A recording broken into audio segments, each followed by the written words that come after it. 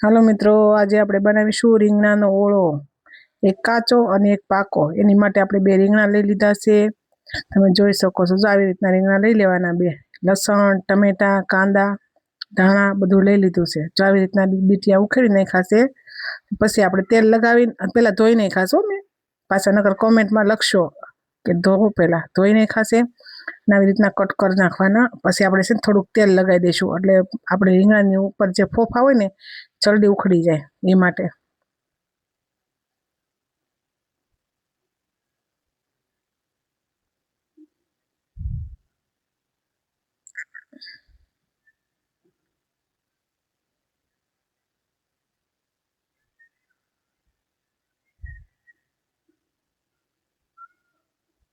જો આવી રીતના આપણે કટ કરી નાખવાના અને જોઈ લેવાનું અંદર કે છે સારું છે કે બગડેલું છે। એ રીતના જો કટ કરીને જોઈ લીધું, તેલવાળા હાથ હતા મારા, એટલે એમાંય તેલ લગાવવાની જરૂર ન પડી, આમ લગાવી દીધું મેં તેલ।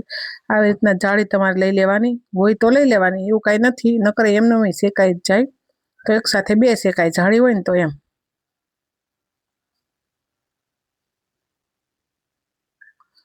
વિડીયો ઠેઠ લગી જોજો, મારે બે પ્રકારના ઓળા બનાવવાના છે કે નહીં, કાચો અને પાકો। એટલે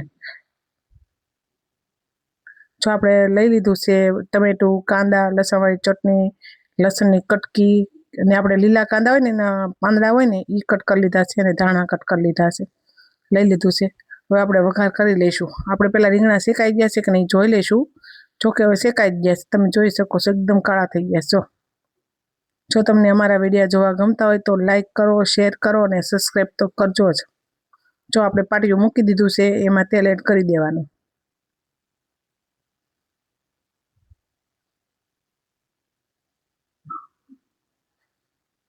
તેલ આવી ગયું છે, આપણે એમાં લસણની કળી છે ને એડ કરી દઈશું, ક્રશ કરી નાખવાની કળી, ઝીણી ઝીણી કટકી।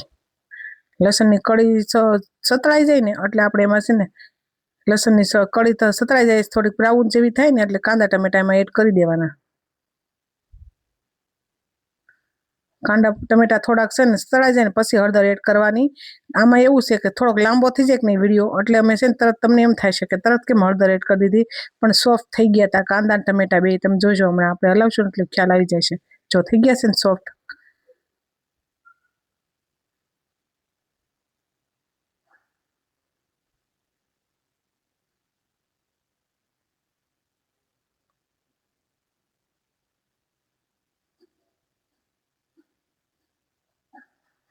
હવે આપણે જે લીલા કાંદા હતા ને જે પાંદડા હોય ને ક્રશ કર્યા હતા એ આપણે નાખી દેવાના, એમાં એડ કરી દેવાના કટિંગ કરેલા। આપણે હાર વઘારવામાં લઈ લઈએ તો પાંદડા બળી જાય, કાળા થઈ જાય, એટલે ઉપરથી જ આવી રીતના તમારે એડ કરવાના, અને લીલો કાંદો જ લેજો એટલે વધારે સરસ થશે।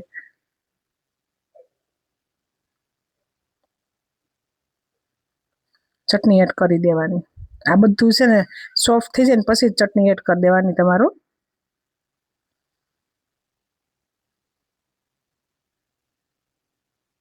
અને શેકેલું રીંગણું એડ કરી દેવાનું।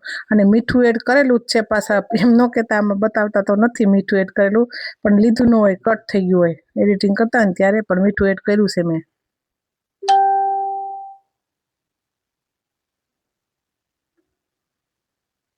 ધાણા એડ કરી દેવાના।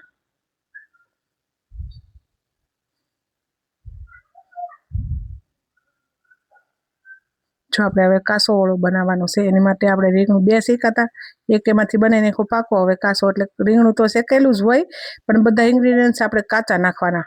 એટલે જો જોઈ શકો છો તમે, જો તમે ખાસ કરીને કાચા ઓળાની મને કોમેન્ટ કરજો કે કોને કોને ભાવે છે।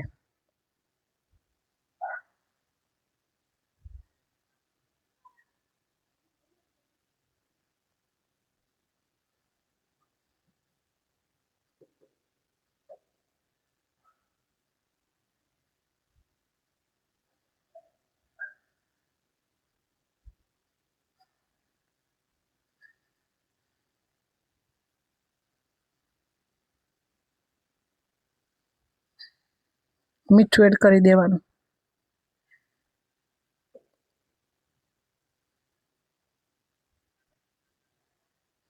લસણવાળી ચટણી એડ કરી દેવાની। ઓલામાં આપણે લસણની કળી એડ કરી હતી, આમાં લસણવાળી ચટણી એડ કરી દેવાની।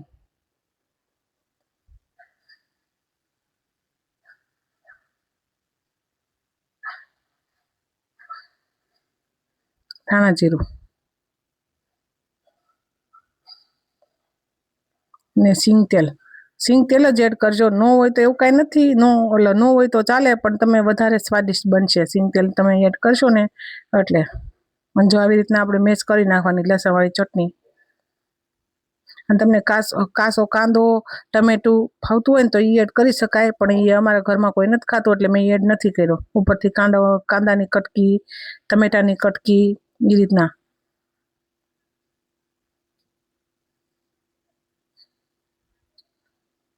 આપણે એમાં ધાણા એડ કરી દઈશું. હવે આપણે સર્વ કરી લઈશું. જો એક સાલિયામાં કાઢી લઈશું અને સર્વ કરી લઈશું આપણે.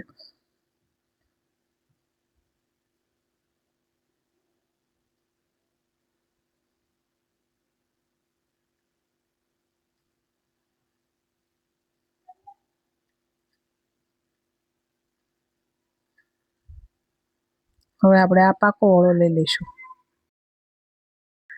નામ એવું કાસો ને પાકો, બાકી રીંગણા તો બે શેકેલા જ હોય, પણ ઓલામાં કાસું નાખે, બધું એડ કરે.